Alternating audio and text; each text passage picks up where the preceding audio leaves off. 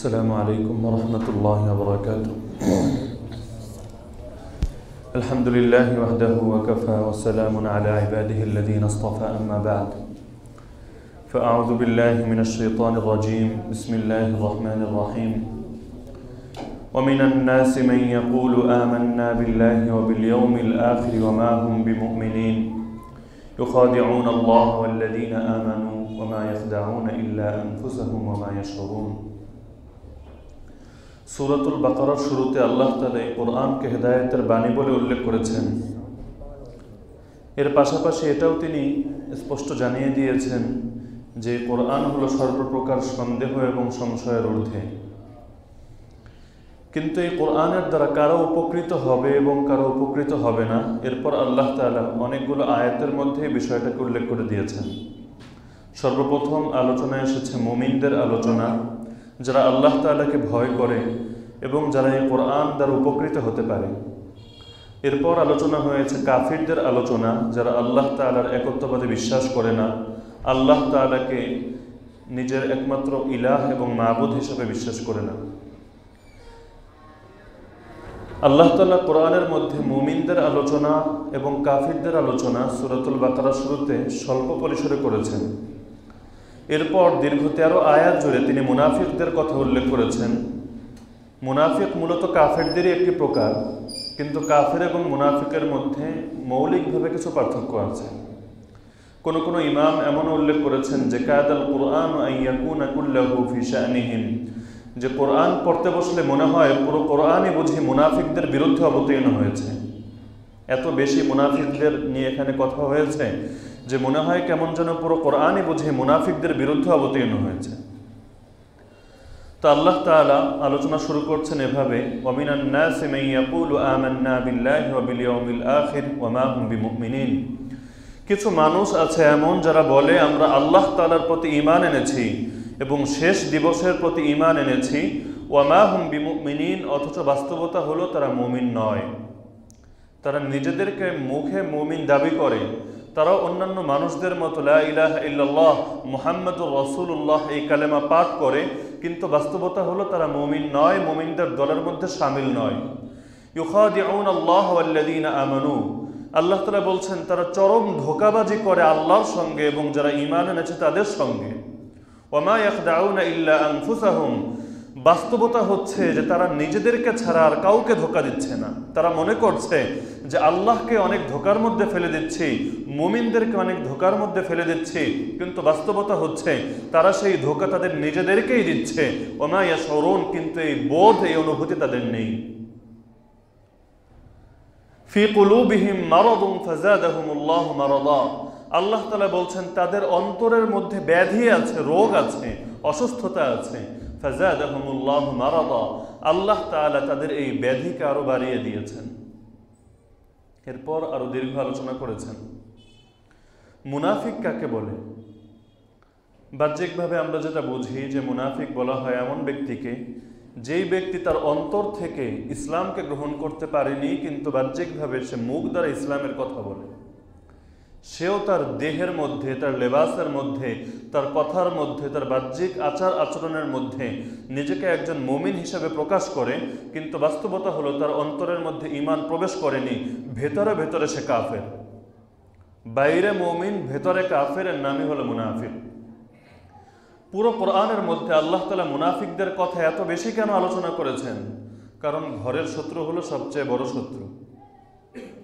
আমাদের জাতীয় কবিও যেমন বলেছেন যে আপনার ঘরে আছে যে শত্রু, তারে আগে করো জয়, ভাঙো সে দেয়াল প্রদীপের আলো যাহা আগুলিয়া রয়। অর্থাৎ ঘরের শত্রু যে, সেই শত্রুর কারণেই যুগে যুগে মুসলমানদের উপর লাঞ্ছনা এবং বঞ্চনা নেমে আসে। মীর জাফরের কথা কে না জানে, মীর সাদেকদের ইতিহাস কে না জানে। তাত্তারিরা মুসলিম বিশ্বের মধ্যে সেই কেয়ামতের মতো তাণ্ডবলীলা বয়ে দিয়েছিল। সেই যে তাদের এই জুলুম, এর পেছনে মূল প্রভাব কি ছিল, কিভাবে তারা সেই সুযোগ করে ফেললো। যুগে যুগে আপনি ইতিহাস পড়ে দেখবেন এই মুনাফিকদের কারণেই মুসলমানরা পরাজিত হয়েছে, ভেতরের শত্রুদের কারণে।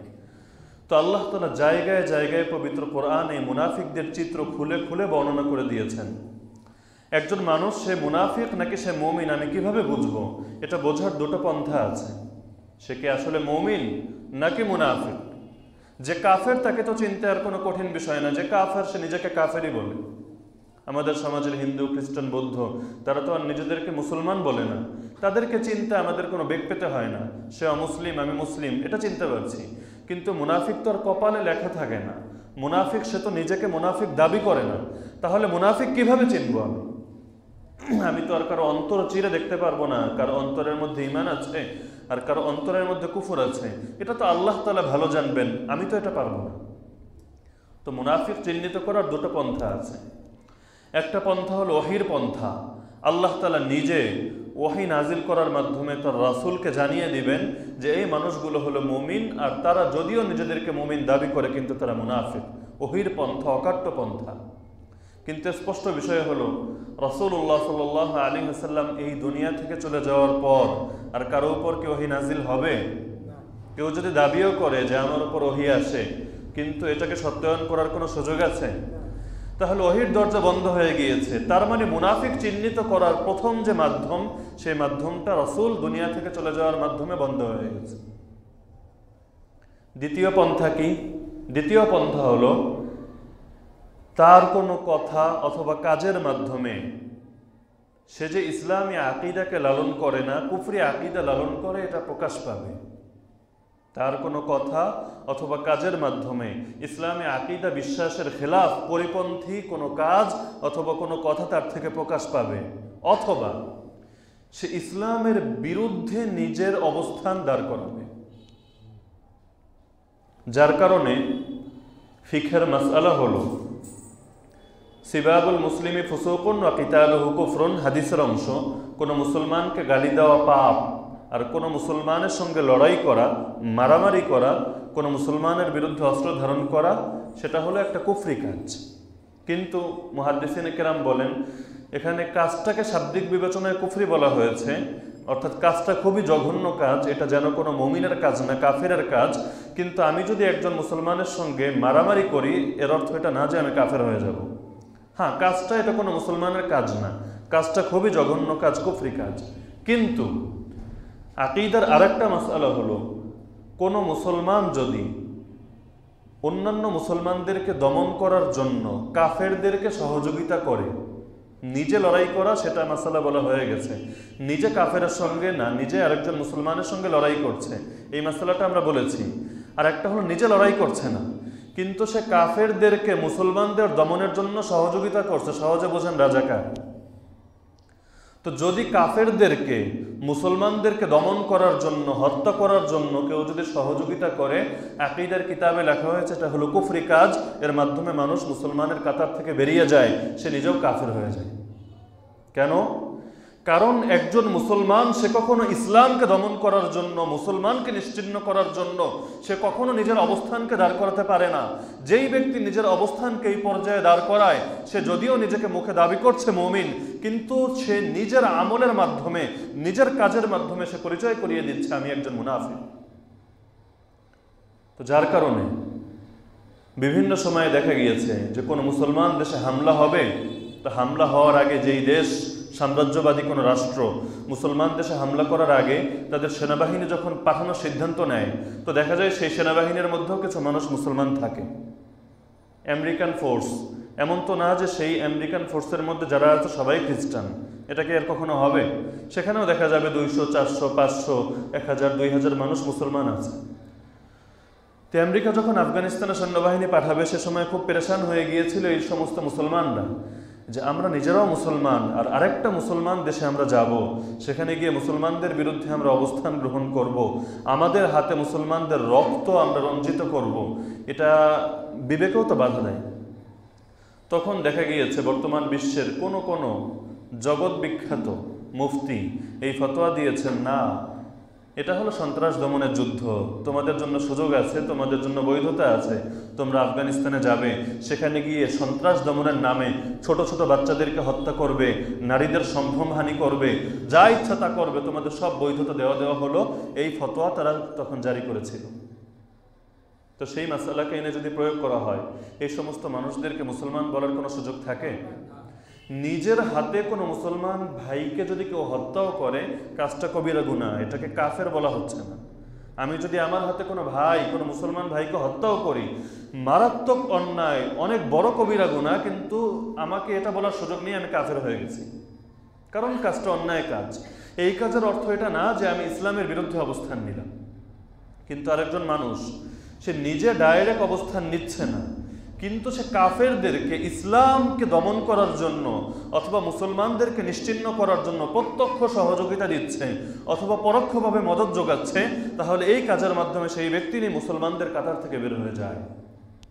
এজন্যই ইমাম মালিক রহমতুল্লাহ আলাইহি বলেন, আল মুনাফিকু ফি আহদি রাসূলিল্লাহ সাল্লাল্লাহু আলাইহি ওয়াসাল্লাম হুয়া জিন্দিক আল ইয়াউম। রাসূলের যুগের মুনাফিক, সেটা তো রাসূলের ইন্তেকালের পর মুনাফিক চিহ্নিত করার যে দুটো মাধ্যম ছিল, প্রথম মাধ্যম তো বন্ধ হয়ে গিয়েছে, কিন্তু আজকের যুগে মুনাফিক হবে সেই ব্যক্তি যে আজকের যুগে পরিভাষায় যাকে জিন্দিক বলা হয়। হাদিসের ভাষা অনুযায়ী জিন্দিক আর কোরআনের ভাষা অনুযায়ী মুলহিদ। হাদিসের নাম হলো জিন্দিক আর কোরআনের নাম হলো মুলহিদ। ইমাম মালিক বলছেন আজকের যুগে যারা জিন্দিক, যারা মুলহিদ, তারাই হলো রাসূলের যুগের সেই মুনাফিক। জিন্দিক কারা, মুলহিদ কারা? জিন্দিক আর মুলহিদ চেনার সহজ মাধ্যম হলো যেই ব্যক্তি ইসলামের অকাট্য কোনো আকীদা, বিশ্বাস, সর্বসম্মত কোনো বিষয়ের খিলাফ অবস্থান গ্রহণ করে। ইসলামের আকীদা, বিশ্বাসের মধ্যে অনেক বিষয় আছে।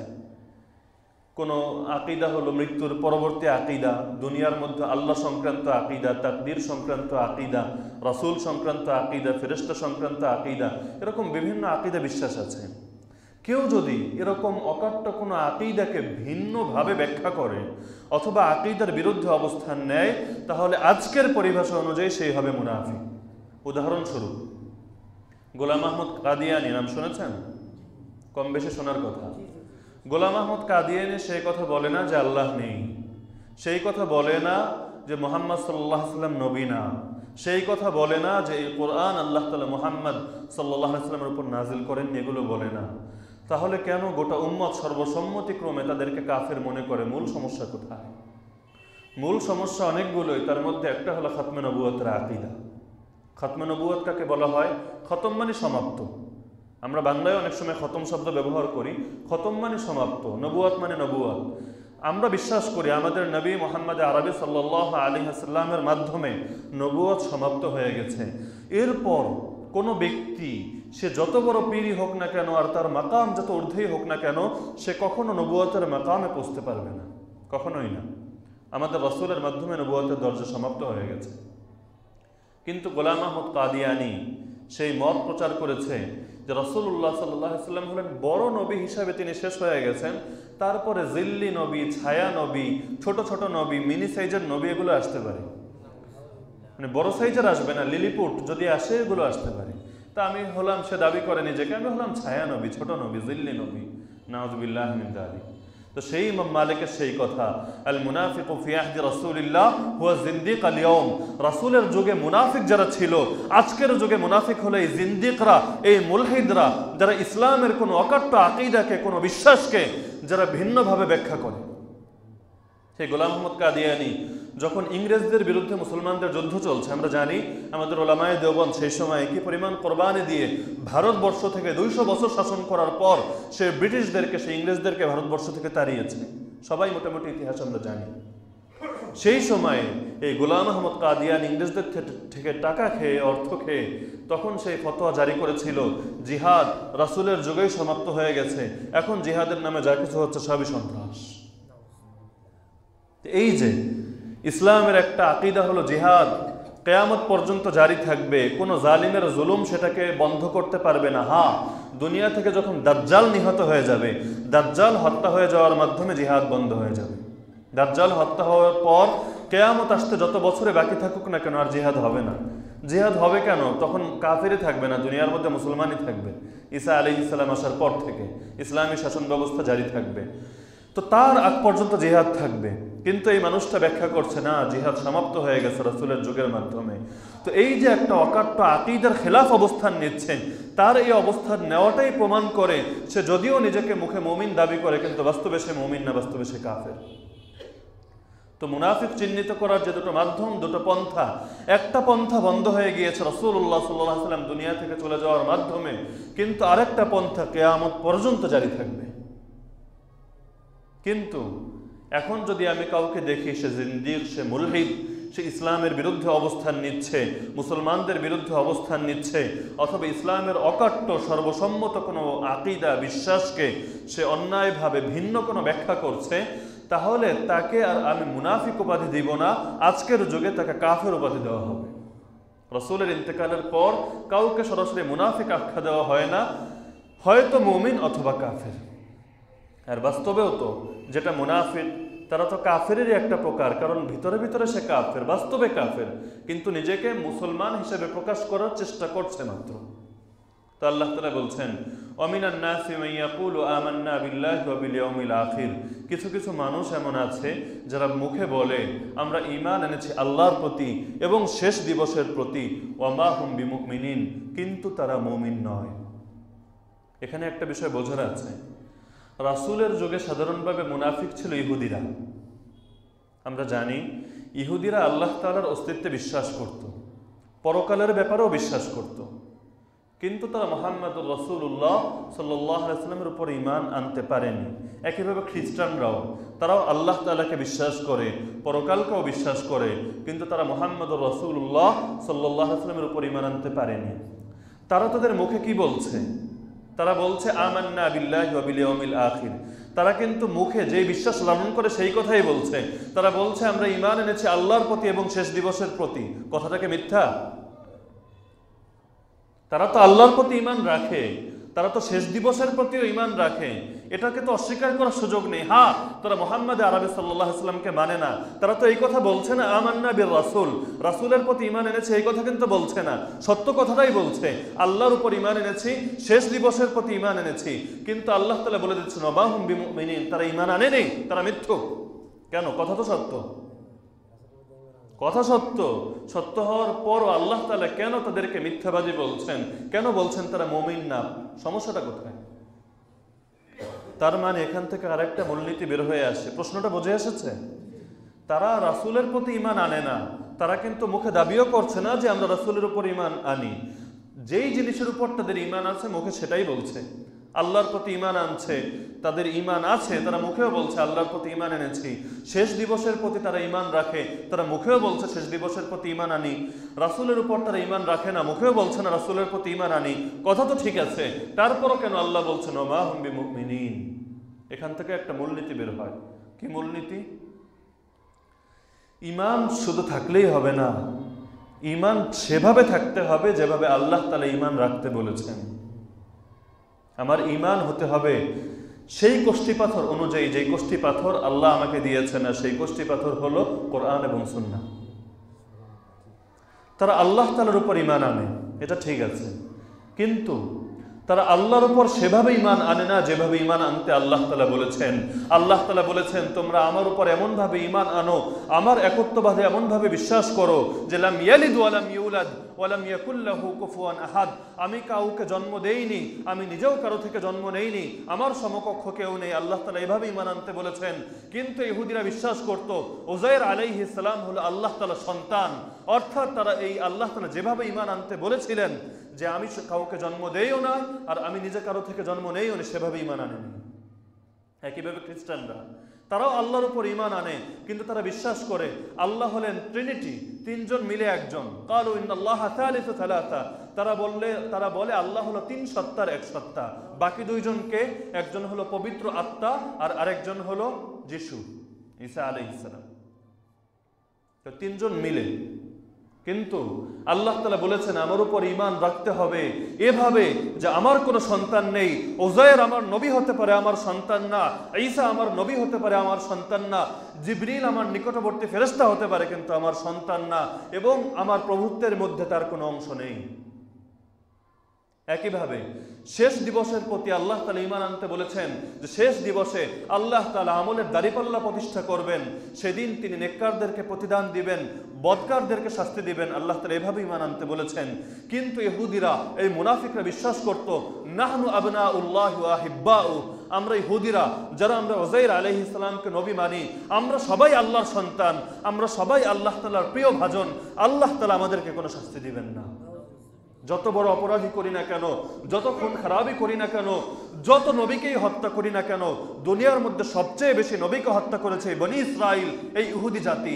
আজকেও যারা দুনিয়ার মধ্যে সেই ইসরায়েলের মধ্যে অবস্থান করছে, তাদের হাত সরাসরি নবীদের রক্তে রঞ্জিত। কিন্তু তারা বিশ্বাস করে যত নবীকেই হত্যা করি না কেন, পুরো দুনিয়াকে রক্তের বন্যা বয়ে দেই না কেন, দুনিয়ার মানচিত্রকে লাল মানচিত্র বানিয়ে ফেলি না কেন, আল্লাহ তাআলা কোনো শাস্তি দিবেন না, আল্লাহ তাআলা অবশ্যই আমাদেরকে জান্নাত দিবেন। তো তারা আল্লাহর উপর ঈমান রাখে, শেষ দিবসের উপর ঈমান রাখে, কিন্তু সেভাবে রাখে না যেভাবে ঈমান রাখতে আল্লাহ তাআলা বলেছেন। আল্লাহ বলছেন এরকম ফালতু ঈমানের আমার কোনো দরকার নেই, এরকম ঈমান আসমানে যায় না, এরকম ঈমান আমার কাছে গ্রহণযোগ্য হয় না। ওয়া মা হুম বিমুমিনিন, তোমরা মুমিন নও। তো যার কারণে শুধু নিজেকে মুসলমান দাবি করলে, নিজের ঈমানের ঘোষণা দিলে ঈমান হয়ে যাবে না। ঈমান সেভাবে রাখতে হবে যেভাবে ঈমান রাখার কথা আল্লাহ বলে দিয়েছেন। মানদণ্ড কি হবে, মাপকাঠি কি হবে, একটু পরেই আল্লাহ তাআলা বলবেন। তার আগে আল্লাহ বলছেন ইউখাদিউনা আল্লাহ ওয়াল্লাযীনা আমানু ওয়া মা ইয়াখদাউনা ইল্লা আনফুসাহুম ওয়া মা ইয়াশউরুন। তারা দাগাবাজি করে আল্লাহর সঙ্গে এবং যারা ঈমান এনেছে তাদের সঙ্গে, সাধারণ ধোঁকা না, চরম ধোঁকা। কিন্তু এখন প্রশ্ন জাগে স্বাভাবিকভাবেই, আল্লাহকে আবার কে ধোঁকা দিতে পারে? আল্লাহকে ধোঁকা দেওয়ার শক্তি আছে কার? আপনি আমার কোনো একটা কৌশলের ব্যাপারে জানেন না, বাহ্যিকভাবে আমার কথা বিশ্বাস করছেন, কিন্তু আমি ভিতরে ভেতরে আপনাকে মিথ্যা কথা বলে আপনাকে একটা ফাঁদে ফেললাম, এটাই তো ধোঁকা। আপনার থেকে আমি অর্থ নিলাম, 1 লক্ষ টাকা ঋণ নিলাম, আপনি আমাকে দেখে খুব বিশ্বাস করলেন, হ্যাঁ উনি ভালো মানুষ, 1 মাস পরে দিয়ে দিবে, এরপর আমার খবর নেই, আমি বিদেশ গিয়ে লুকিয়ে থাকলাম, এটা না ধোঁকা? কিন্তু যিনি জাহেরও জানেন, বাতেনও জানেন, প্রকাশ্য কথাও জানেন, গোপন কথাও জানেন, তাকে কেউ ধোঁকা দিতে পারে? ইউখাদিউনা আল্লাহ, মুনাফিকরা আল্লাহকে কিভাবে ধোঁকা দেবে? আল্লাহ তাআলা তো অন্তরের অবস্থাও জানেন, আল্লাহকে ধোঁকা দেওয়ার কি অর্থ? হ্যাঁ, এরপর আল্লাহ যেটা বলছেন যে তারা আল্লাহকে ধোঁকা দেয় এবং যারা ঈমান এনেছে তাদেরকে ধোঁকা দেয়, মুমিনদেরকে ধোঁকা দেয়, এটা ঠিক আছে, মুমিনদেরকে ধোঁকা দেওয়া সম্ভব। তারা এসে বলবে হ্যাঁ আবু বকর, এই ওমর, দেখো আমরা তোমাদের সঙ্গেই আছি, তোমাদের সঙ্গে একসঙ্গেই যুদ্ধ করছি।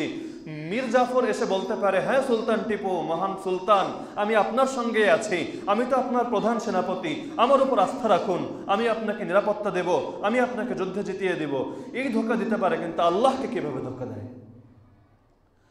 তারা আল্লাহকে ধোঁকা দিতে পারে না, তারা ধোঁকা দেয় রাসূলকে, তারা ধোঁকা দেয় আল্লাহ তাআলার প্রিয় বান্দাদেরকে, মুমিনদেরকে। আল্লাহ তাআলা সেই রাসূলকে ধোঁকা দেওয়াটাকেই তার নিজেকে ধোঁকা দেওয়া বলে অভিহিত করছেন। যেমন হাদিসের মধ্যেও বলেন মান আদা লি ওয়ালিয়ান ফাকাদ আযানতুহু বিল হারব, হাদিসে কুদসি, সেই হাদিস। আল্লাহ তাআলা নিজে বলেন যেই ব্যক্তি আমার কোন ওলির সঙ্গে শত্রুতা পোষণ করবে, আমি আল্লাহ তার বিরুদ্ধে যুদ্ধের ঘোষণা দিলাম। তাহলে শত্রুতা পোষণ করছে আল্লাহর ওলির বিরুদ্ধে, যুদ্ধের ঘোষণা কে দিচ্ছেন? আল্লাহ নিজে দিচ্ছেন। সুদের লেনদেন করছে, সুদের লেনদেনের মাধ্যমে নিজের আঙ্গুল ফুলিয়ে কলা গাছ বানাচ্ছে, অন্যদিকে সে গরিবের রক্ত শুষে খাচ্ছে। আল্লাহ তাআলা বলছেন যারু মা বাকিয়া মিনার রিবা ইন কুনতুম মুমিনিন, যদি মুমিন হও যে বকেয়া সুদ আছে সেই সুদকে তোমরা ছেড়ে দাও, যদি না ছাড়ো ফা ইল্লাম তাফআলু ফাআযানু বিহারবিম মিনাল্লাহি ওয়া রাসূলি, যদি না ছাড়ো আল্লাহ এবং তার রাসূলের পক্ষ থেকে যুদ্ধের ঘোষণা শুনে নাও। ধোঁকা দেয় রাসূলকে, ধোঁকা দেয় আল্লাহর ওয়ালিদেরকে, সাহাবীদেরকে, মুমিনদেরকে। আল্লাহ তাআলা নিজের দিকে নিসবত করে বলছেন তুমি তো রাসূলকে ধোঁকা দিচ্ছ না, প্রকারান্তরে তুমি আমাকে ধোঁকা দিচ্ছ। কারণ মান আতাআর রাসূল ফাকাদ আতা আল্লাহ, যে রাসূলের আনুগত্য করে সে তো রাসূলের আনুগত্য করে না, সে তো আল্লাহর আনুগত্য করে। আর যেই ব্যক্তি রাসূলের অবাধ্যচরণ করে সে তো রাসূলের অবাধ্যচরণ করে না, সে তো আল্লাহ তাআলার অবাধ্যচরণ করে। রাসূলুল্লাহ সাল্লাল্লাহু আলাইহি ওয়াসাল্লাম যখন দুনিয়া থেকে চলে যান, আবু বকর রাদিয়াল্লাহু তাআলা আনহু তখন সাহাবায়ে কেরাম বিষয়টা সহজভাবে মেনে নিতে পারছিলেন না। ওমর রাদিয়াল্লাহু আনহুর মতো এরকম রাসূলের নিকটবর্তী সাহাবী তরবারি নিয়ে বের হয়ে গেলেন। আর কেউ যদি বলে মুহাম্মদ ইন্তেকাল করেছে, আমি তার গলাকে দ্বিখণ্ডিত করে ফেলবো, কেউ মেনে নিতে পারছেন না। আবু বকর রাদিয়াল্লাহু তাআলা আনহু এসে একটা ভাষণ দিলেন, মান কানা ইয়াবুদু মুহাম্মাদান ফাইন্না মুহাম্মাদান ক্বাদ মাত ওয়া মান কানা ইয়াবুদুল্লাহ ফাইন্নাল্লাহা হাইয়ুন লা ইয়ামুত। যেই ব্যক্তি মুহাম্মাদের ইবাদত করত সে শুনে রাখুক মুহাম্মদ মৃত্যুবরণ করেছে, আর যেই ব্যক্তি মুহাম্মাদের না বরং রব্বে মুহাম্মাদের ইবাদত করত, আল্লাহর ইবাদত করত, সে শুনে রাখুক আল্লাহ তাআলা চিরঞ্জীব, তিনি কোনোদিনও মৃত্যুবরণ করেন না। মুহাম্মদ তিনি তো আল্লাহর পক্ষ থেকে মেসেঞ্জার মাত্র, আল্লাহর পক্ষ থেকে বার্তা পৌঁছে দেন মাত্র। এ কিন্তু ইবাদত করে কার? আল্লাহ। যেই ব্যক্তি রাসূল দুনিয়ার মধ্যে দিন প্রচার করছে, এজন্য রাসূলের বিরুদ্ধে অবস্থান নিল, সেই ব্যক্তি রাসূলের বিরুদ্ধে অবস্থান নিল না, বরং কার বিরুদ্ধে অবস্থান নিল? আল্লাহর বিরুদ্ধে। যার কারণে রাসূলকে রাসূল লাম ইয়াগদাব লিনাফসিহি কাত্তু, হাদিসে বলা হচ্ছে তিনি তার নিজের জন্য কখনো রাগ করতেন না। তার একটা অভ্যাস ছিল না যে কেউ তাকে কষ্ট দিচ্ছে, কেউ তার উপর জুলুম করছে, তিনি রাগ করবেন, এই অভ্যাস তার ছিল না। বিভিন্ন সময় দেখা যায় এক বেদুইন সাহাবী, গ্রাম্য মানুষদের কৃষ্টি কালচার সম্পর্কে ধারণা কম থাকে। রাসূল একদিকে যাচ্ছেন, রাসূলের চাদর ধরে জোরে টান দিচ্ছে, মাসালা জিজ্ঞেস করবে, জরুরত জিজ্ঞেস করবে, কিন্তু রাসূল যাচ্ছেন, রাসূলকে থামিয়ে জোর করে শোনাবে। এমন জোরে টান দিল যে রাসূলের গলায় চাদর ফেসে গেল, গলায় দাগ পড়ে গেল। রাসূল কিচ্ছু বলেননি। এক বেদুইন এসে মসজিদের মধ্যে পেশাব করা শুরু করলো, সাহাবায়ে কেরাম দৌড়ে যেতে লাগলেন, তোরে আজকে খাইছি, এরকম এক অবস্থা। রাসূল বললেন, না না থামো, আগে তাকে পেশাব শেষ করতে দাও, এই অবস্থায় তাকে বাধা দিও না, আগে তাকে শেষ করতে দাও। ফাইন্নামা বুইসতুম মুয়াসসিরিন ওয়া লাম তুবআসু মুআসসিরিন, তোমরা সহজ করবে মানুষের জন্য, এজন্য তোমাদেরকে পাঠানো হয়েছে, মানুষের জন্য কঠিন করো না। আগে সে পেশাব শেষ করুক, তারপর তাকে বুঝিয়ে বলা হবে, আর ওই জায়গায় তোমরা পানি ঢেলে দাও। কিন্তু অপরদিকে দেখা যাচ্ছে রাসূলুল্লাহ সাল্লাল্লাহু আলাইহি ওয়াসাল্লাম মক্কা বিজয় করার পর তিনি দাঁড়িয়ে ভাষণ দিচ্ছেন, লা তাথরিবা আলাইকুমুল ইয়াওম আনতুমুত তুলাকা, এই মক্কাবাসীরা আমাকে তো অনেক কষ্ট দিয়েছো, কিন্তু শোনো তোমাদের উপর আমার কোনো অভিযোগ নেই, তোমরা সবাই মুক্ত। কিন্তু সেখানেও তিনি ঘোষণা দিয়ে দিচ্ছেন, যেই সমস্ত মানুষ রাসূলকে গালি দিত, রাসূলের বিরুদ্ধে কবিতা লিখত, রাসূলের বিরুদ্ধে কুৎসা রটাত, রাসূল বিধান জারি করে দিয়েছেন এরকম 11 জন মানুষ তারা যদি কাবার গিলাফ ধরে ঝুলে থাকে, তারপরও তাদের কোনো ক্ষমা নেই, তাদেরকে যেখানে পাওয়া যাবে সেখানেই হত্যা করা হবে। কেন এতটা কঠোর?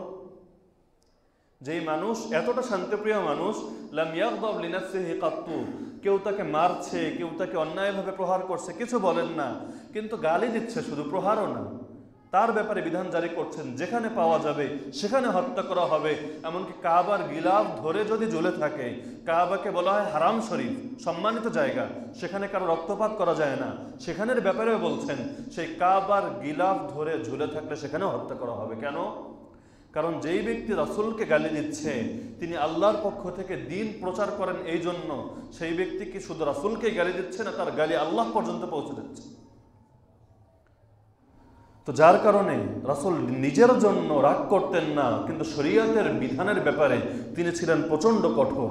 আমাদের খুতবার মধ্যে বলা হয় না, আশাদ্দুহুম ফি আমরিল্লাহি ওমর, সাহাবীদের মধ্যে আল্লাহর বিধানের ব্যাপারে সবচেয়ে কঠোর ছিলেন ওমর। এমনকি আল্লাহর বিধানের ব্যাপারে ওমর না, ঠান্ডা মানুষ হলেন আবু বকর রাদিয়াল্লাহু আনহু, ঠান্ডা মেজাজের মানুষ। হায়াতুস সাহাবা পড়লেও দেখবেন কি পরিমাণ ঠান্ডা মেজাজের, পরোপকারী, হিতাকাঙ্ক্ষী একজন মানুষ। সেই মানুষটাও যখন খবর পেলেন রাসূল ইন্তেকাল করেছে, আর কিছু সাহাবী তারা বলা শুরু করলো, রাসূল চলে গেছেন, এখন আর আমরা রাষ্ট্রপ্রধানের কাছে যাকাত দিব না, আমাদের যাকাত আমাদের মতো দিব, বাইতুল মালে আর যাকাত দিব না।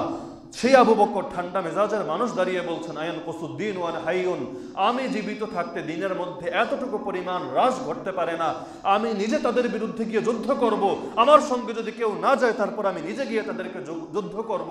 ওয়াল্লাহি লা উকাতিলান্না মান ফাররাকা বাইনাস সালাতি ওয়াজ যাকাত, যারা সালাত এবং যাকাতের মধ্যে পার্থক্য করে, রাসূলের যুগে যেভাবে নামাজ পড়েছে সেভাবে নামাজ পড়বে, কিন্তু রাসূলের যুগে যেভাবে যাকাত দিত সেভাবে যাকাত দিতে রাজি না, আমি নিজে তাদের বিরুদ্ধে গিয়ে যুদ্ধ করব। আল্লাহর দিনের ব্যাপারে এতটা কঠোর ছিলেন, নিজের ব্যাপারে কম্প্রোমাইজ হতে পারে, দিনের ব্যাপারে কোনো কম্প্রোমাইজ তারা করতেন না। আল্লাহ বলছেন, ইউখাদিউনাল্লাহ ওয়াল্লাযীনা আমানু, সারা বিশ্বে সব জামানার মধ্যে এই নীতি প্রযোজ্য, যারা আল্লাহর ওয়ালিদের সঙ্গে আল্লাহর নিকটভাজন যারা রয়েছে তাদের বিরুদ্ধে যারা অবস্থান নেয়, আল্লাহ তাআলা নিজে তাদের বিরুদ্ধে যুদ্ধের ঘোষণা দিয়ে দেন। দুনিয়ার মধ্যে আল্লাহর সবচেয়ে প্রিয় নবীগণের পরে সাহাবীগণের পরে কারা? ইন্নামা ইয়াখশাল্লাহা মিন ইবাদিহিল উলামা। বান্দাদের মধ্য হতে আল্লাহ তাআলাকে ভয় করে কে? আলেমগণ। কারণ ইলম ছাড়া কোনো কিছু হয় না। যেই পীরের ইলম নেই সেই পীর ভণ্ড পীর। যেই মুজাহিদের ইলম নেই সেই মুজাহিদ তার কাজের মাধ্যমে সন্ত্রাস প্রচার করবে। যে কোনো ক্ষেত্রে ইলম হলো প্রধান শর্ত। যার জ্ঞান নেই সে তো নামাজও ঠিকভাবে পড়তে পারবে না। যার জ্ঞান নেই সে তো ইশকে রাসূলের নামে সেই ভণ্ড হয়ে যাবে। যার জ্ঞান নেই সে তো যে কোনো ক্ষেত্রে যেদিকে পা বাড়াবে সেদিকেই ফিতনা ছড়াবে। সেজন্য যার মধ্যে জ্ঞান আছে সে হলো আল্লাহকে ভয় করে। ইন্নামা ইয়াখশাল্লাহা মিন ইবাদিহিল উলামা। কোনো একটা কাজ সেটা হক নাকি বাতিল এটা পরখ করার একটা সহজ মাধ্যম হলো দেখতে হবে সেই কাজটাকে আলেমদের অবস্থানের সঙ্গে অনুকূল নাকি প্রতিকূল, পক্ষে নাকি বিপক্ষে, যে সেই কাজের মধ্যে ওলামায়ে কেরামের সমর্থন আছে নাকি নেই। যদি থাকে বোঝা যাবে কাজ হক, যদি না থাকে বোঝা যাবে কাজ বাতিল। কাদিয়ানি একটা দলের নাম, সেই দলটা হক নাকি বাতিল কিভাবে বুঝবো? সহজ একটা মাধ্যম হলো ওলামায়ে কেরাম আল্লাহ তাআলার ওয়ালিরা সেই তাদেরকে সাপোর্ট দিচ্ছে নাকি দিচ্ছে না।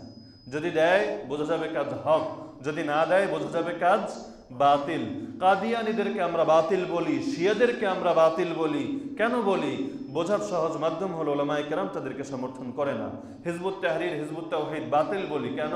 কারণ ওলামায়ে কেরাম তাদেরকে সমর্থন করে না। এই কারণে দেখা যায় যুগে যুগে যারাই বাতিল ফিতনা নিয়ে অবতীর্ণ হয়েছে তাদের প্রথম পদক্ষেপ ছিল আলেমদের বিরুদ্ধে মানুষের আস্থাকে নষ্ট করা। ইতিহাস পড়ে দেখেন, হিজবুত তাওহীদ, ইমামুজ্জামান, কথিত ইমামুজ্জামান, ওই যে কি পন্নী যেন, পন্নীর সংগঠন, পন্নী মারা গিয়েছে, এখন হলো এর ছেলে সম্ভবত এই সংগঠনের প্রধান। আপনি তাদের দেখবেন বইগুলো পড়লে একটা বই আছে ধর্ম ব্যবসার ফাঁদে। তাদের প্রথম পদক্ষেপই হলো যে মানুষকে ওলামায়ে কেরাম থেকে আস্থাহীন করে ফেলবে। কেন? কারণ ওলামায়ে কেরামের উপর যদি আস্থা থাকে তাহলে মানুষ সহজেই যাচাই করে ফেলতে পারবে তারা কি হক নাকি বাতিল। এক নম্বর মাধ্যম হলো ওলামায়ে কেরাম থেকে আস্থা নষ্ট করে দাও, আমাদের উপর তাদের আস্থা নিয়ে আসো, তাহলে আমরা যাই করি না কেন মানুষের আর কোনো আপত্তি উঠবে না। যে কোনো ক্ষেত্রে আপনি দেখেন দাওয়াত তাবলীগের মধ্যেও যারা ফিতনা ছড়াচ্ছে, এক নম্বর কাজটাই কি? মানুষকে আলেমের ব্যাপারে আস্থাহীন করে দাও, আলেমদের ব্যাপারে যেন আস্থা না থাকে। অথচ দাওয়াত তাবলীগ কি পরিপূর্ণ দিন? এই মানুষগুলোর তো বিভিন্ন মাসআলার প্রয়োজন হয়, বিভিন্ন জরুরতের প্রয়োজন হয়। সেই সমাধানগুলো কোন জায়গা থেকে করবে? মার্কাজ থেকে, তার আমির সাহেবের কাছ থেকে, ফাজাইলে আমল থেকে, মুনতাখাব হাদিস থেকে। সে ব্যবসা করতে যাবে, কি দিয়ে ব্যবসা করবে? ইকরামুল মুসলিমিন দিয়ে, তাসফিয়া নিয়াত দিয়ে, কি দিয়ে করবে? মাসালার যে জরুরত হবে কোত্থেকে সমাধান করবে? যাদের থেকে সমাধান করবে তাদের ব্যাপারে যখন আস্থাহীন হয়ে যায় তখন মানুষ নফসের পূজা করতে শুরু করে, তখন মানুষ শাহওয়াতের পিছনে ছুটতে শুরু করে। ওলামায়ে কেরামের থেকে মাসআলা শুনে যারা আমল করে তারা কি ওলামায়ে কেরামকে নবী মনে করে এজন্য তাদের কথা মানে? আবু বকর রাদিয়াল্লাহু আনহুর কথায় তো একটু আগে দেখাই গেল, তিনি স্পষ্ট বলে দিচ্ছেন যেই ব্যক্তি মুহাম্মাদের ইবাদত করে সে শুনে রাখুক মুহাম্মদ মৃত্যুবরণ করেছে, আর যেই ব্যক্তি আল্লাহর ইবাদত করে সে শুনে রাখুক আল্লাহ তাআলা চিরঞ্জীব, তিনি মৃত্যুবরণ করেন না। ফাসআলু আহলা যিকরি ইন কুনতুম লা তা'লামুন। যদি তোমরা না জানো আলেমদেরকে জিজ্ঞেস করো।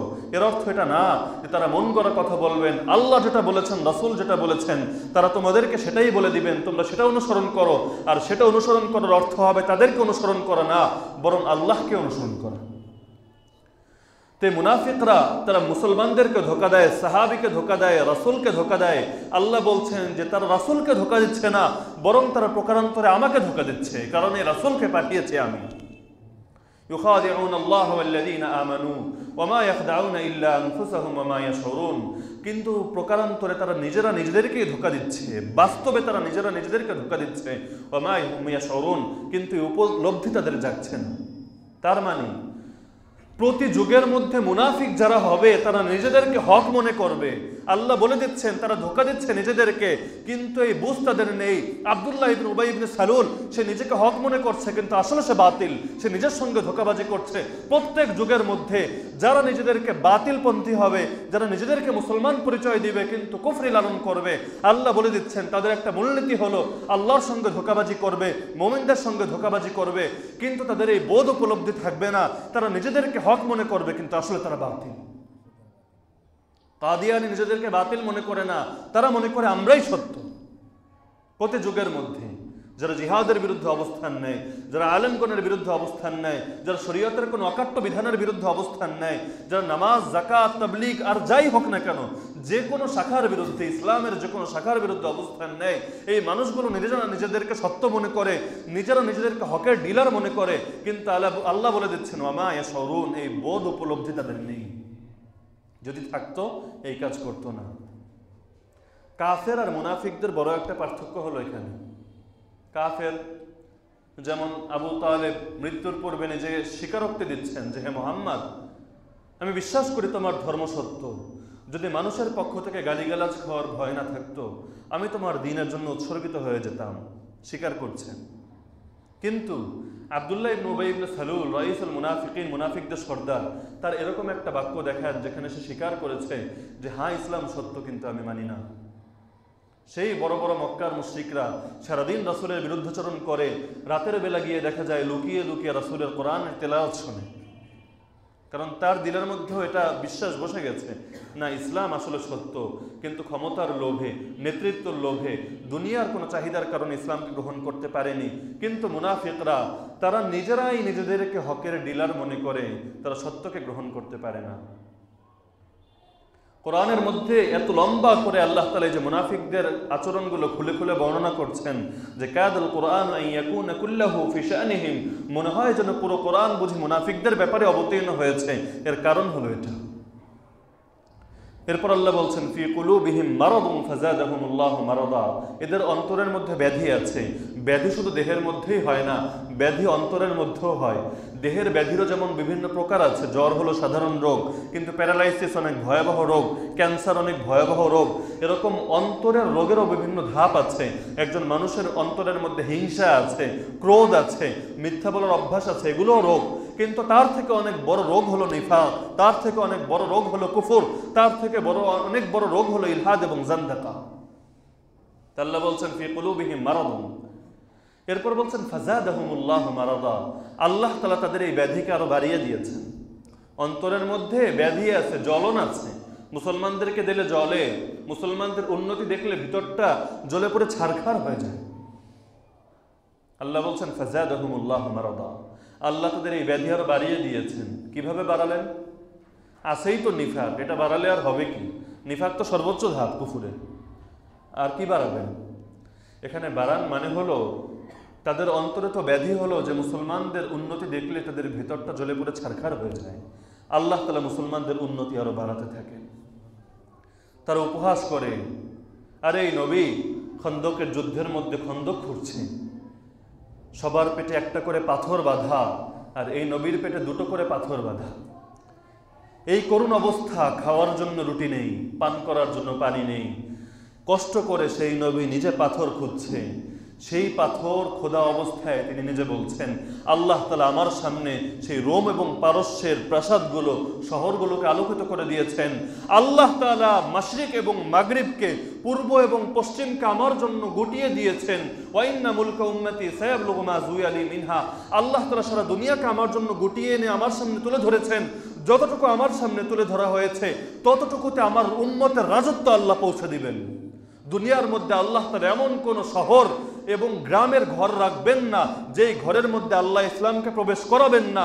যেই ব্যক্তি ইসলামকে গ্রহণ করে নেবে তাকে সম্মান দিয়ে আল্লাহ ইসলামকে প্রবেশ করাবেন, আর যে ইসলামের বিরুদ্ধে দাঁড়াবে তাকে লাঞ্ছিত করে আল্লাহ ইসলামকে প্রবেশ করাবেন, কিন্তু অবশ্যই সব জায়গায় প্রবেশ করাবেন। মুনাফিকরা হাসাহাসি করে, আরে দেখেছো খেতে পারছে না, পেটের মধ্যে পাথর বাঁধা, আর সে রোম পারস্য বিজয় করার স্বপ্ন দেখে। কি হাস্যকর কথা! খাওয়ার রুটি নেই আর সে বড় বড় রাজত্বের স্বপ্ন দেখে। মুনাফিকরা হাসাহাসি করে, কিন্তু আল্লাহ তাআলা তার ওয়াদাকে সত্য করে দেখিয়েছেন কিনা? তো আল্লাহ তাআলা ধীরে ধীরে মুসলমানদের সাম্রাজ্য বিস্তার করছেন, মুসলমানদের বিজয় হচ্ছে। ফাযাদাহুমুল্লাহু মারাদা, আল্লাহ তাআলা তাদের সেই অন্তরের জ্বালাকে আরো বাড়িয়ে দিচ্ছেন, বাড়ছে আর বাড়ছে। এই মুনাফিকরা চেয়েছিল, এই মুনাফিকরা ভেবেছিল উহুদের ময়দানে 1000 সাহাবী বের হয়েছে, তার মধ্যে 300 জন ছিল মুনাফিক, 700 জন ছিল প্রকৃত মুমিন। তারা ভেবেছে আমরা 300 জন যদি এই যুদ্ধ থেকে ফিরে আসি, ইসলাম বুঝে দুনিয়া থেকে হারিয়ে যাবে, ইসলাম বুঝে দুনিয়া থেকে মিটে যাবে। তারা কুরাইশদের সঙ্গে চুক্তি করত যে তোমরা আমাদেরকে সাহায্য করবে, আমরাও তোমাদেরকে সাহায্য করব, উভয়ের সাহায্যে দুনিয়া থেকে ইসলাম বিলুপ্ত হয়ে যাবে। কিন্তু আল্লাহ তাআলা ক্রমান্বয়ে সারা দুনিয়ার মধ্যে ইসলামকে জিন্দা করছেন। ওমর রাদিয়াল্লাহু আনহুকে বলা হচ্ছে অর্ধ জাহানের খলিফা। এরপর সেই যুগও চলে এসেছে যেই যুগে আল্লাহ তাআলা মশরিক থেকে মাগরিব সব জায়গায় ইসলামকে আল্লাহ তাআলা উঁচু করে দিয়েছেন। আল্লাহ তাআলা তার ওয়াদাকে বাস্তবায়ন করে দেখিয়েছেন। কিন্তু মুসলমানরা নিজেদের কারণে, নিজেদের লোভের কারণে, নিজেরা ইসলাম থেকে দূরে সরে যাওয়ার কারণে আল্লাহর সেই নিয়ামতকে ধরে রাখতে পারেনি, ভিন্ন কথা। কিন্তু আল্লাহ তাআলা তার ওয়াদাকে বাস্তবায়ন করে দেখিয়েছেন। এরপর আল্লাহ বলছেন ওয়ালাহুম আযাবুন আলীমুম বিমা কানু ইয়াকযিবুন, এই মুনাফিকরা তারা যে মিথ্যা কথা বলে এর কারণে তাদের জন্য রয়েছে যন্ত্রণাদায়ক শাস্তি। মুনাফিকদের অপরাধ তো একটা না, শুধু মিথ্যা বলে সেটা না, কখনো মুসলমানদের বিরুদ্ধে কাফেরদেরকে সহযোগিতা করে, কখনো হিংসা লালন করে, কখনো কোনো মুসলমানকে পারলে হত্যা করে ফেলে, বিভিন্ন কিছুই তো তারা করে। কিন্তু আল্লাহ তাআলা বলছেন মিথ্যা, তারা যে মিথ্যা বলে এই কারণে তাদের জন্য রয়েছে যন্ত্রণাদায়ক শাস্তি। এত অপরাধ থাকতে শুধু এই মিথ্যাকে কেন মেনশন করলেন? বাকিগুলো কি অপরাধ করলো? সেগুলো কি ছোট? দেখেন, মুনাফিকরা একটু আগে যে আমরা বললাম যে তারা মুখে বলে যে আমরা ঈমান এনেছি আল্লাহর প্রতি এবং শেষ দিবসের প্রতি, এখান থেকে কিন্তু দেখা যাচ্ছে রাসূলের প্রতি ঈমান রাখে না, মুখেও এই কথা বলছে না। তার মানে তারা বাহ্যিকভাবে সত্যবাদী। রাসূলের প্রতি ঈমান রাখে না, মুখে এই কথা অযথা আনছেও না, যেটার উপর ঈমান রাখে সেটাই বলছে, ঠিক না? এখান থেকে বোঝা যাচ্ছে মিথ্যা কথা বলা এটা এতটাই একটা খারাপ অভ্যাস যে শুধু মুমিন না, যেই কাফেরের মধ্যে যে শরীফ, সম্ভ্রান্ত, অভিজাত, যার মধ্যে ভদ্রতা আছে, যার মধ্যে রুচিবোধ আছে, সেই ব্যক্তি কখনো মিথ্যা বলবে না, সে যদি কাফের হয় তারপরও। তাদের মিথ্যাটা কোথায়? মুখে তো সত্যই বলছে, তাদের মিথ্যা হলো যে অন্তরে একটা লালন করছে আর মুখে আর একটা বলছে, এটাকেও মিথ্যা বলা হয়। মিথ্যা দুই রকম হয়, একটা মিথ্যা হলো যে আমি এমন কথা বললাম যেটা বাস্তবতার সঙ্গে মিলল না। বাস্তবে বাংলাদেশে এখন শীত, কেউ আমাকে ফোন দিয়ে জিজ্ঞেস করলো দোস্ত কী অবস্থা তোমাদের দেশের, বললাম আজকে অনেক বৃষ্টি হয়েছে, এটা মিথ্যা। দেশের মধ্যে অশান্তি, দেশের মধ্যে কোনো কিছু ঠিকভাবে হয় না, আমাকে জিজ্ঞেস করলো এবছর এই কাজগুলো কেমন হয়েছে, বললাম না খুব সুষ্ঠুভাবে হয়েছে, কোনো প্রকার জালিয়াতি, কোনো দুর্নীতি নেই দেশে, আমরা খুব নিরাপদে আছি। তো এটা হলো মিথ্যা, যে জিনিসটা বাস্তবতার সঙ্গে সামঞ্জস্যপূর্ণ না। আর আরেক ধরনের মিথ্যা হলো ভেতরে আছে একটা, মুখে বলি আর একটা, এটাও হলো মিথ্যা। যেমন সূরা মুনাফিকুন নামে আল্লাহ তাআলা একটা আয়াত সূরায় নাজিল করেছেন, কোরআনে 28 পারা একটা সূরা। সেই সূরার প্রথম আয়াত হলো ইদা জাআকাল মুনাফিকুনা ক্বালু নাশহাদু ইন্নাকা লারাসূলুল্লাহ, হে নবী যখন মুনাফিকরা আপনার কাছে আসে তারা এসে বলে নাশহাদু, আমরা সাক্ষ্য দিচ্ছি আপনি হলেন আল্লাহর রাসূল। কথা সত্য কি না? মুনাফিকরা এসে রাসূলের কাছে বলে আমরা সাক্ষ্য দিচ্ছি আপনি হলেন আল্লাহর রাসূল, আপনি খুব সুফি সাহেব, আপনি খুব ভালো মানুষ, আপনি আমার আমির সাহেব, আপনি পীর সাহেব, আপনি বড় আলেম, মুখে সাক্ষ্য দিচ্ছে। আল্লাহু ইয়ালামু ইন্নাকা লারাসূলু, আল্লাহ বলেন আল্লাহ তো ভালোই জানেন আপনি যে তার রাসূল, কিন্তু এর পাশাপাশি আল্লাহু ইয়াশহাদু ইন্নাল মুনাফিকিনা লাকাযিবুন, আল্লাহ সাক্ষ্য দিচ্ছেন যে মুনাফিকরা মিথ্যাবাদী। কথা তো সত্য বললো, তাহলে মিথ্যাবাদী কেন? তার মানে কথাটা বাহ্যিকভাবে সত্য, কিন্তু তার ভেতরে এই কথা নেই, তার ভেতরে নেই যে আপনি আল্লাহ রাসূল, ভিতরে আছে আর একটা, মুখে বলছে একটা, ভিতরে আর একটা, এই কারণে এটা হলো মিথ্যা। আল্লাহ বলছেন আমি আল্লাহ সাক্ষ্য দিচ্ছি এরা হলো মিথ্যাবাদী। আপনি ভিতরে ভিতরে লালন করছেন আরে এই আলেমরা ফালতু কোথাকার, জীবনে কোনোদিন আমাদের এখানে দেখি না, আর এখন এসেছে আমাদের এখানে লিড দেওয়ার জন্য, কিন্তু সামনে এসে না হুজুর আপনি অনেক বড় মানুষ, আপনি আমার জিম্মাদার, হ্যাঁ আপনি বয়ান করেন, আপনি এই করেন, আপনি সেই করেন, আপনি যা বলবেন সেভাবেই চলবো, আপনার কথা অনুযায়ী আমরা মেহনত করব, সব ঠিক আছে। কিন্তু আল্লাহ বলছেন আল্লাহু ইয়াশহাদু ইন্নাল মুনাফিকিনা লাকাযিবুন, এরকম মুনাফিক যারা ভেতরে একটা লালন করে আর বাইরে আর একটা প্রকাশ করে এরা হলো মিথ্যুক। এরা যে মিথ্যা বলে সেই মিথ্যার অনুভূতিও তাদের নেই, কারণ মিথ্যা দুটোই মিথ্যা। যেটা বাস্তবতার সঙ্গে মিলে না সেটাও মিথ্যা, ভিতরে একটা আছে মুখে বললাম আর একটা, সেটাও হলো মিথ্যা। দেশ উন্নয়নের জোয়ারে ভাসছে, আমি দাঁড়িয়ে বয়ান দিলাম যে আমার শাসন ক্ষমতা, আমার শাসন চলাকালে কি কি উন্নতি হয়েছে। আমি বললাম দেশ উন্নয়নের জোয়ারে ভাসছে, কারো কোনো অভিযোগ নেই। তা কথাটা আমি বললাম সত্য না মিথ্যা হবে? ভিতরে যদি একটা থাকে বাইরে আরেকটা থাকে, মিথ্যা। বাস্তবতার সঙ্গে যদি না মিলে সেটাও মিথ্যা, দুই রকম মিথ্যা। তো আল্লাহ বলছেন ওয়ালাহুম আযাবুন আলীমুম বিমা কানু ইয়াকযিবুন, তো তাদের জন্য যন্ত্রণাদায়ক শাস্তি রয়েছে। কেন? কারণ তারা মিথ্যা বলে। এত অপরাধের মধ্যে হতে মিথ্যাকে কেন মেনশন করলেন? কারণ যেই ব্যক্তির মধ্যে মিথ্যার অভ্যাস ঢুকে যাবে তার মধ্যে ধীরে ধীরে এই ব্যাধি এতটাই প্রকট হবে, তাকে মুনাফিক বানিয়ে ছাড়বে, তাকে কাফের বানিয়ে ছাড়বে। প্রথম ধাপ হলো মিথ্যা। এই মুনাফিকরা যদি মিথ্যা না বলতো তারা মুনাফিক হতো না। তারা যদিও এখন অনেক অপরাধ করে, কিন্তু অপরাধের শেকড়, এই অপরাধের মূল হলো মিথ্যা। এই জন্য আল্লাহ তাআলা এত রোগ, এত ব্যাধি থাকা সত্ত্বেও মেনশন করলেন কোনটাকে? মিথ্যাকে। ওয়ালাহুম আযাবুন আলীমুম বিমা কানু ইয়াকযিবুন। وإذا قيل لهم لا تفسدوا في الأرض قالوا إنما نحن مصلحون ألا إنهم هم المفسدون ولكن لا يشعرون। যখন তাদেরকে বলা হয় তোমরা জমিনের মধ্যে ফাসাদ ছড়িও না, জমিনের মধ্যে বিশৃঙ্খলা করো না, লা তুফসিদু ফিল আরদ ক্বালু ইন্নামা নাহনু মুসলিহুন, তখন তারা বলে আরে আমরা তো শুধু সংশোধনই করি, আমরা আবার কবে নৈরাজ্য করলাম। মুনাফিকদের একটা চিত্র। দুনিয়ার মধ্যে সন্ত্রাসী কর্মকাণ্ড করবে তারা, কিন্তু তারা বলবে আমরা তো সবকিছু সংশোধনই করছি। দুনিয়ার মধ্যে সন্ত্রাসী কর্মকাণ্ড পরিচালনা করবে তারা, আর আমরা বলবো সন্ত্রাস দমন করছি। তারা মুসলমান দেশগুলোর মধ্যে রক্তের বন্যা বইয়ে দিবে, তারা ইসলামকে নিশ্চিহ্ন করার মিশনে নামবে, তারা একতাবদ্ধ হবে, তারা সবাই মিলে জোট করবে, তারা তাদের ন্যাটো বানাবে দুনিয়া থেকে ইসলামকে নিশ্চিহ্ন করে দেওয়ার জন্য, দুনিয়া থেকে মুসলমান নেতাদেরকে উৎখাত করার জন্য। কিন্তু তারা বলবে আমরা সন্ত্রাস দমন করছি। যারা সন্ত্রাসের গুরু তারাই নিজেদেরকে সন্ত্রাসের বিরুদ্ধে লোক দেখাবে। দুনিয়ার মধ্যে হিটলারকে কবে সন্ত্রাসী বলা হয়েছিল? অথচ হিটলার যে পরিমাণ লোক মেরেছে, একটা জাতি, পুরো ইহুদি জাতিকে প্রায় নিশ্চিহ্ন করে দিয়েছিল, এরকম আর কে করেছে? মুসলমানরা কবে এমন উদ্যোগ নিয়েছিল যে দুনিয়া যেন আর খ্রিস্টান একটাও না থাকে, বৌদ্ধ একটাও না থাকে, যে বৌদ্ধরা তো রোহিঙ্গাদেরকে মেরে শেষ করে দিয়েছে, আমরা উদ্যোগ নিলাম পৃথিবীর কোথাও একটাও বৌদ্ধ থাকবে না, এরকম কখনো হয়েছে? কিন্তু দেখা যাচ্ছে সেই হিটলার ইহুদি জাতিকে প্রায় নিশ্চিহ্ন করে ছেড়েছে, কিন্তু হিটলারকে কেন সন্ত্রাসী, জঙ্গি কেন বলা হয় না? মুসলিম ইজ টেরোরিস্ট কেন হয়ে যায়? মুসলমান মাত্রই কেন সন্ত্রাসী হয়ে যায়? নিজেদেরকে ফ্রেশ দেখাতে হয় না, আমরা ভালো, আমরা সফি সাহেব মানুষ, আমরা সন্ত্রাস করি না, কেন এটা বলতে হবে? কে করে আর কে করে না দেখা তো যায়। চোখ খুললে যার চোখ আছে সেই তো দেখতে পায়। পৃথিবীর পূর্বে তাকাক আর পশ্চিমে তাকাক, উত্তরে তাকাক আর দক্ষিণে তাকাক, আফগানে তাকাক আর কাশ্মীরে তাকাক, ফিলিস্তিনে তাকাক আর আরাকানে তাকাক, যেদিকেই তাকাক দেখাই তো যাচ্ছে কারা সন্ত্রাস করছে। সন্ত্রাস করবে একদল, কিন্তু নাম পড়বে আরেক দলের, এটার নামই তো হলো নিফাক। এই মুনাফিকরা তো এই কাজই করতো। তারা দুনিয়ার মধ্যে ফাসাদ ছড়াতো, কিন্তু বলা হতো এই ফাসাদ ছড়ানো না। তারা বলবে কই আমরা ফাসাদ ছড়াই, আমরা তো ভালো মানুষ, আমরা তো সন্ত্রাস দমন করি। কোরআনের সঙ্গে বাস্তবতাকে মিলিয়ে দেখেন, লা তুফসিদু ফিল আরদ ক্বালু ইন্নামা নাহনু মুসলিহুন। এরপর আল্লাহ বলে দিচ্ছেন আলা ইন্নাহুম হুমুল মুফসিদুন ওয়ালাকিন লা ইয়াশউরুন। বাস্তবিক পক্ষে তারাই হলো ফাসাদ সৃষ্টিকারী, কিন্তু এই অনুভূতি তাদের নেই।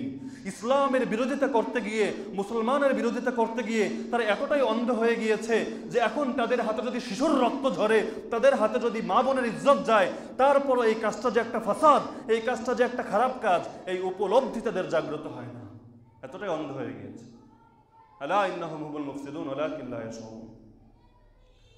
وإذا قيل لهم آمنوا كما آمن الناس قالوا أنؤمن كما آمن السفهاء ألا إنهم هم السفهاء ولكن لا يعلمون। এই মুনাফিকদেরকে যখন বলা হয় তোমরা ঈমান আনো সেভাবে যেভাবে ঈমান এনেছেন মানুষেরা, সমস্ত মুফাসসিরের ঐক্যমত অনুযায়ী এখানে মানুষ দ্বারা উদ্দেশ্য হলো সাহাবায়ে কেরাম। কারণ যেই সময় তাদেরকে সম্বোধন করা হচ্ছে, যেই সময় ওহী নাজিল করা হচ্ছে, সেই সময় মুমিন কারা ছিলেন? নাকি আমরা ছিলাম? তাদেরকে বলা হচ্ছে তোমরা ঈমান আনো সেভাবে যেভাবে ঈমান এনেছে কারা? সাহাবায়ে কেরাম। এখান থেকে আহলুস সুন্নাহ ওয়াল জামাআহ এই মূলনীতি বের করেছে, সাহাবায়ে কেরাম হলো মেয়ায়ারে হক, সত্যের মাপকাঠি। কথাটা শুনেছেন? কোরআনে অন্য জায়গায় আল্লাহ বলেছেন, ফাইন আমানু বিমিসলি মা আমানতুম বিহি ফাকাদ ইহতাদাউ, তারা যদি সেভাবে ঈমান আনতো যেভাবে ঈমান এনেছো তোমরা, অর্থাৎ সাহাবীরা, ফাকাদ ইহতাদাউ, তাহলে তারা হেদায়েত পেয়ে যেত। তার মানে ঈমানের ক্ষেত্রে আমার ঈমানটা কেমন হবে, এই ঈমানটাকে আমি মেপে দেখবো কি দিয়ে? একটা মাপকাঠি লাগবে কিনা? আরে স্বর্ণ খাঁটি না ভেজালে, এটা মাপার জন্য একটা পাথর থাকে কিনা? সেখানে ঘষা দেখলে বোঝা যায় যে এটা কি সত্যি, মানে এটা রিয়েল সোনা না ভেজাল সোনা। তা আমার ঈমানটাকে ঠিক আছে নাকি ঈমানের মধ্যে সমস্যা আছে, ঈমানের মধ্যে কুফর মিশ্রিত আছে, নিফাক মিশ্রিত আছে, কিভাবে বুঝবো? আমি আমার ঈমানকে সেই সাহাবীদের জামাতের ঈমানের সঙ্গে মিলাবো। একজন সাহাবী না, পুরো সাহাবীদের জামাতকে একত্রে মেয়ারে হক বলা হয়। সাহাবীদের জামাত সত্যের মাপকাঠি, যার কারণে আপনি এই প্রশ্ন দাঁড় করানোর সুযোগ নেই, আরে অমুক সাহাবী তো অমুক দিন জিনা করেছিল, জিনার কারণে মায়েজ আসলামী রাদিয়াল্লাহু আনহু পাথর মেরে হত্যা করা হয়েছিল। কোনো সাহাবী দেখা যাচ্ছে কখনো চুরি করেছিল, শয়তানের ধোকায় পরে তওবা করেছিল। তাহলে আপনি যদি আমাকে বলেন সত্যের মাপকাঠি তারা, আমাকেও তো চুরি করতে হবে, আমাকেও তো জিনা করতে হবে, যদি এই প্রশ্ন কেউ করে তাহলে সে বিষয়টা বোঝেইনি। একজন সাহাবীর ব্যাপারে বলা হচ্ছে না, সাহাবায়ে কেরামের জামাত তারা হলেন মিয়ারে হক, সত্যের মাপকাঠি। আমি দেখব ঈমান কেমন ঈমান আনতেন আবু বকর রাদিয়াল্লাহু আনহু, কেমন ঈমান ছিল ওমর রাদিয়াল্লাহু আনহু, কেমন ঈমান ছিল ওসমান রাদিয়াল্লাহু আনহু, কেমন ঈমান ছিল আলী রাদিয়াল্লাহু আনহুর, কেমন ঈমান ছিল হুসাইন রাদিয়াল্লাহু আনহুর, কেমন ঈমান ছিল আবু মুসা আশআরী রাদিয়াল্লাহু আনহু। এটা আমার দেখতে হবে। সাহাবায়ে কেরামের জামাত একত্রে তারা মিয়ারে হক, সত্যের মাপকাঠি। কারণ আল্লাহ তাআলা কোরআনের মধ্যে ঈমানের ক্ষেত্রে কাদের ঈমানের অনুসরণ করতে বলেছেন? ঈমানের ক্ষেত্রে যারা অনুসরণীয় হবেন, আমলের ক্ষেত্রে কি তারা অনুসরণীয় হবেন না? কোনটার মূল্য বেশি, ঈমানের নাকি আমলের? কোনটার মূল্য বেশি, ঈমান নাকি আমল? ঈমানের ক্ষেত্রে যদি সাহাবায়ে কেরাম অনুসরণীয় হন, আমলের ক্ষেত্রে অনুসরণীয় হবেন না। তো যদি ঈমান এবং আমলের ক্ষেত্রে তারা অনুসরণীয় হন, তাদেরকে মেয়ারে হক, সত্যের মাপকাঠি মেনে নিতে বাধা কোথায়? এখান থেকে এটা বুঝে আসছে কোরআনের মধ্যে আল্লাহ তাআলা আইডল দেখিয়েছেন, মাপকাঠি দেখিয়েছেন কাদেরকে? সাহাবায়ে কেরামের জামাতকে। একজন সাহাবীর কথা বলেননি কিন্তু, না, পুরো জামাতের কথা উল্লেখ করছেন একত্রে। এখান থেকে একটা মূলনীতি বের হয়, পৃথিবীর মধ্যে কোনো জামাত যদি সত্যের মাপকাঠি হয়, সেই জামাত একমাত্র কাদের জামাত? সেই জামাত একমাত্র কাদের জামাত? সাহাবায়ে কেরামের জামাত। সাহাবায়ে কেরামের জামাত ছাড়া অন্য কোনো জামাতকে সত্যের মাপকাঠি বলা কোরআন সুন্নাহ পরিপন্থী। কথা বুঝে আসলো?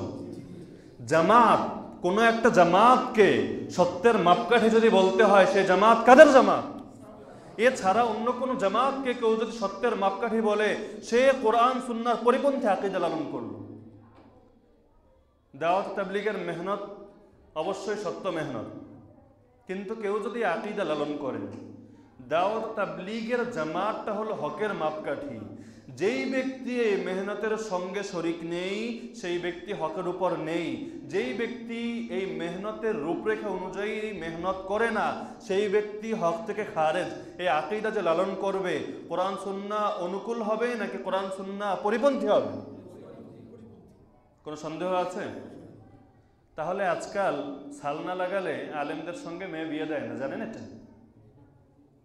এরকম প্রচলন অনেক সমাজেই আছে। আপনাদের এখানে জানি না রাজবাড়ির কি অবস্থা, এটা তো রাজার বাড়ি, তো রাজার বাড়ি হিসাবে এর মাকাম বেশি থাকবে। যে একজন আলেম, অনেক বড় আলেম, আমাদের চোখে দেখা অনেকজন, অনেকের সাক্ষী আমরা নিজেরাও, তো অনেক বড় আলেম, ইলমে খুব মজবুত, আমলও খুব ভালো, আখলাক চরিত্র সব ঠিক আছে, তিনি সাল লাগাননি। সাল বোঝেন? 1 বছর সময় দাওয়াত তাবলীগে দেওয়া, সাল লাগাননি, এজন্য তার কাছে মেয়ে বিয়ে দেয় না। তার মানে এই ব্যক্তি মুখে না বললেও এই ব্যক্তি তার কাজের মাধ্যমে বিশ্বাস করে যে দাওয়াত তাবলীগের জামাত হলো হকের মাপকাঠি। অন্যান্য ক্ষেত্রেও, হুজুর আপনার সবই ভালো লাগে, তালিমে বসতে দেখি না, গাছতে আসেন না, সব গুজারি করেন না, প্রতি বছর চিল্লায় বের হন না, 3 দিনে আমরা যাই, আপনার দেখে কেউ বুখারী শরীফ নিয়ে পড়ে থাকেন, একটু আসেন না। হ্যাঁ, একটা হলো অনুরোধ, সেটা হতেই পারে, এটা নিয়ে আপত্তি না। কেউ যদি মনে করে এটা হলো হুজুরের একটা অপূর্ণতা, হুজুরা সব ভালো, সব ঠিক আছে, সব দিকে একেবারে 100-র মধ্যে 99% একদম পারফেক্ট, কিন্তু একটাই সমস্যা যে হুজুর দাওয়াত তাবলীগ করে না। তার মানে আপনি যেন আপনার কাজের দ্বারা বলতে চান যে দাওয়াত তাবলীগের জামাত সেটা হলো হকের মাপকাঠি। আমি আমার ঈমান আবার আমল সেটাকে যদি শুদ্ধ করতে চাই, আমাকে জামাতের উপর পরিপূর্ণ উঠতে হবে। এরকম আকীদা সমাজে আছে কি না? বিভিন্ন ক্ষেত্রেই আছে। সেরেফ উদাহরণ হিসাবে, এমন না যে শুধু তারাই আকীদা বিশ্বাস লালন করে। অনেক পীরের অন্ধ মুরিদ আছে, তারা মনে করে এই পীরের কাছে যে আসেনি, হক পীরই, বাতিল পীরের কথা বলছি না, যে আমার পীরের কাছে যে আসে না তার অন্তর এটা রোগে আক্রান্ত, তার আত্মশুদ্ধি হয়নি, পীরের কাছে যাওয়া ছাড়া কেমন যেন আত্মশুদ্ধি হবে না। কেউ মনে করে যে এই ব্যক্তি প্রত্যক্ষভাবে জিহাদের মধ্যে শরিক নেই, যেই সময় জিহাদ ফরজে কিফায়া থাকে, ফরজে আইন না, যেই ব্যক্তি প্রত্যক্ষভাবে শরিক নেই সেই ব্যক্তির ঈমান যেন কবুলই না, সেই ব্যক্তি যা করে সবই যেন গোমরাহ। এরকম বিভিন্ন ক্ষেত্রেই হক মেহনতকে কেন্দ্র করে বাতিল আকীদার প্রসার হয়। শাহজালাল মুজাদ্দিদ ইয়ামানী রহমাতুল্লাহ আলাইহি, তিনি কি বাতিল ছিলেন? তিনি কি বেদাতি ছিলেন? মাজার পূজারী ছিলেন? তিনি তো হক ছিলেন, কিন্তু তাকে কেন্দ্র করে বাতিল গড়ে উঠেছে, তার মাজারকে কেন্দ্র করে। এরকম বিভিন্ন ক্ষেত্রেই হয়। তো আল্লাহ তাআলা বলছেন, ওয়াইদা কিলা লাহুম, যখন এই মুনাফিকদেরকে বলা হয় আমিনু কামা আমানান নাস, সেভাবে ঈমান আনো যেভাবে ঈমান এনেছেন কারা? সাহাবায়ে কেরাম। ক্বালু আনুমিনু কামা আমানাস সুফাহা, তারা বলে আমরা কি তেমন ঈমান আনবো যেমন ঈমান এনেছে নির্বোধেরা। এখান থেকে কি বুঝেন? কোরআন তো শুধু এক জামানার জন্য না, কোরআন সব যুগের জন্য। তার মানে প্রত্যেক যুগের মধ্যে বাতিল যারা থাকবে তারা হকপন্থীদেরকে নির্বোধ মনে করবে। প্রত্যেক যুগের মধ্যে বাতিল যারা থাকবে তারা হকপন্থীদেরকে নির্বোধ মনে করবে। হিজবুত তাওহীদ, হিজবুত তাহরীর, কাদিয়ানি, শিয়া, তারা মনে করে এই যে সুন্নি যারা রয়েছে, আহলুস সুন্নাহ ওয়াল জামাতের অনুসারী যারা রয়েছে তারা নির্বোধ, তারা বোকা, তারা বুঝে না। ভণ্ড নবীর অনুসারীরা মুহাম্মদ আরবি সাল্লাল্লাহু আলাইহি ওয়াসাল্লামের একনিষ্ঠ অনুসারীদেরকে মনে করে নির্বোধ। যেমনি ভাবে সেই আব্দুল্লাহ ইবনে উবাই ইবনে সালুলের দল তারা আবু বকর এবং ওমরদেরকে মনে করত নির্বোধ। প্রত্যেক যুগে এই কথা। আজকাল যারা দাওয়াত তাবলীগের মধ্যে আলেমদের বিরুদ্ধে অবস্থান নিচ্ছে, তারা কি আলেমদেরকে বুদ্ধিমান মনে করে নাকি নির্বোধ মনে করে? সন্দেহ আছে কারো? নিরপেক্ষ যে কোনো মানুষ স্বীকার করতে বাধ্য। কার চরিত্র এটা? মুমিনদের।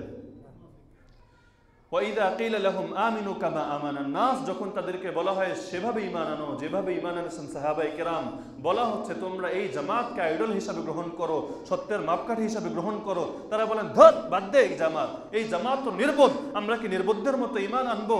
আল্লাহ বলে দিচ্ছেন, আলা, আরে শুনে রাখো, জেনে রাখো, ইন্নাহুম হুমুস সুফাহা, এই মুনাফিকরাই হলো নির্বোধ, ওয়ালাকিন লা ইয়ালামুন, কিন্তু তারা জানে না যে তারা নির্বোধ, তারা বুঝতেছে না যে তারা নির্বোধ, কিন্তু প্রকৃত নির্বোধ হলো তারা। এরপর এখনো শেষ হয়নি, 13 আয়াত ব্যাপী মুনাফিকদের আলোচনা। আমাদেরও হয়তো 2-3 মজলিস অতিক্রম হয়ে যাবে শুধু মুনাফিকদের আলোচনায়। তো মুনাফিকদের বিষয়গুলো খুব ভালো করে বোঝা উচিত। নিফাক, ঈমান এবং নিফাক। আমরাও তো কাফের না। কাফের মানে কি? যে সরাসরি নিজেকে অমুসলিম বলে সে কাফের। আমরা কেউ কি সরাসরি নিজেকে অমুসলিম বলি? তার মানে আমরা কাফের না, এটা নিশ্চিত। কিন্তু আমরা যে মুনাফিক না, আমাদের ভেতরে যে নিফাক নেই, এটা যদি বুঝতে চাই তাহলে আগে তো নিফাক কি এটা চিনতে হবে। যেই জিনিস নিয়ে আল্লাহ তাআলা পুরো কোরআনকে ভরে রাখলেন, যেন মনে হয় যে পুরো কোরআন মুনাফিকদের ব্যাপারে নাজিল হয়েছে। আজকের সমাজে মুনাফিক সম্বন্ধে কতটুকু আলোচনা আছে? আজকে আমাদের মেসওয়াক সম্পর্কে আলোচনা আছে, সালাম সম্পর্কে আলোচনা আছে, শুকরিয়া সম্পর্কে আলোচনা আছে। জুম্মার দিন মসজিদে 5 মিনিট আগে আসলে কি ফজিলত, কে ডিম পাবে আর কে মুরগি পাবে আর কে উট সদকা করার সওয়াব পাবে, এগুলোর আলোচনা আছে। কিন্তু এই যে মুনাফিকরা, এত বেশি আলোচনা যাদেরকে নিয়ে আল্লাহ তাআলা কোরআনের মধ্যে করলেন, তাদের আলোচনা নেই। তো যেই জিনিসটার আমার ঈমান রিলেটেড, সেই জিনিসের গুরুত্ব অবশ্যই বেশি। আমল, আমি সারা জীবনে কাউকে সালাম দিলাম না, কাফের হয়ে যাব? সারা জীবনে জুম্মার দিন আগে আসলাম না, খুতবার সময় আসলাম, কাফের হয়ে যাব? এগুলো কি আমার ঈমানকে ক্ষতিগ্রস্ত করবে? কিন্তু আমি যদি নিফাককে না চিনি, আমার ভেতরে সব বিষয় ভালো, একটা নেফাক আছে, একটা নেফাক আমাকে জান্নাতে নেবে নাকি জাহান্নামে নেবে? যেই সে জাহান্নাম, আল্লাহ বলেন যে মুনাফিকরা জাহান্নামের সর্বনিম্ন স্তরে বাস করবে। এজন্য আল্লাহ তাআলা আমাদেরকে ঈমান এবং নিফাক ভালোভাবে বোঝার, জানার এবং পার্থক্য করে চলার তৌফিক দান করুন। আমিন। ওয়া আখিরু দাওয়ানা আলহামদুলিল্লাহি রাব্বিল আলামিন।